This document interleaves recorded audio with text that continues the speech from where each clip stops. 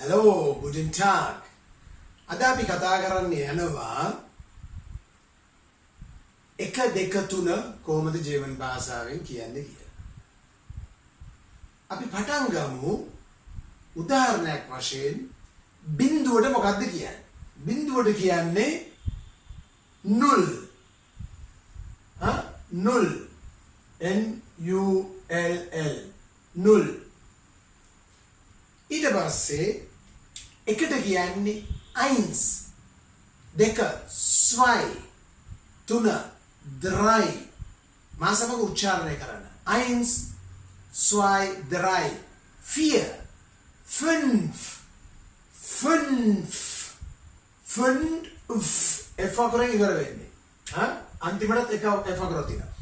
Fünf, sechs, sechs, elf, 12, ඊට පස්සේ 13, 14, 15, 15ට, 16ට, 16, 17, 18,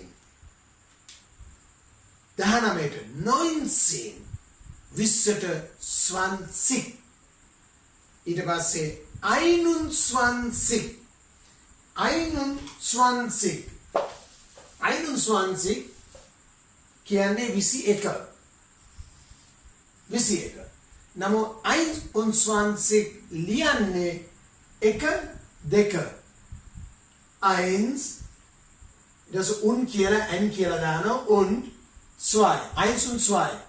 21 කියන්නේ 21. ලියන ක්‍රමේ මේ විදියට කියවන ක්‍රමේ මේ විදියට.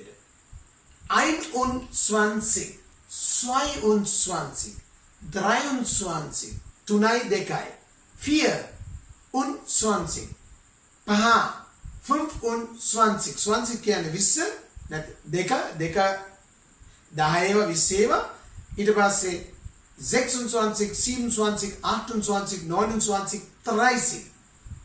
Okay? අපි මේවා ඉදිරියටත් කතා කරනවා. ඒක පොඩි හැඳින්වීමක්.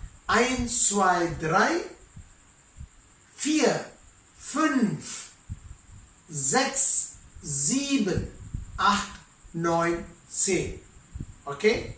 ඊට පස්සේ 10, 10, 20, 30, 40, 10, 20, 30, 40, 50, 10, 20, 30, 30, 40, 50,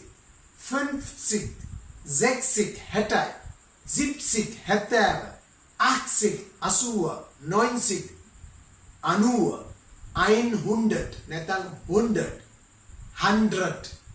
Okay? පැහැදිලිද? ඒවා අපි දිගටම කතා කරනවා, ලියනවා.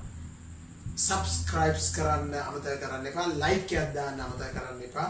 ඕගොල්ලෝ දන්නේ ඉලක්කම් ටික ලියලා අහන්න මෙහෙමද ලියන්නේ. 11ට කියන්නේ මොකක්ද? 22ට කියන්නේ කොහොමද? 33ට කියන්නේ කොහොමද? 44 නැත්නම් 14 15 16ට නැත්නම් 7 8 9ට ලියන්න. ඕගොල්ලන්ට තේරෙන විදිහට ලියන්න. මම ඒවා හරි ගස්සලා ආන්සර් කරන්න. Okay? ඒවා තමයි House of Gaben වලට අද තියෙන්නේ. Die House of Gaben. ඒ කියන්නේ homework. Okay? එහෙනම් alles Gute. Schönen Tag.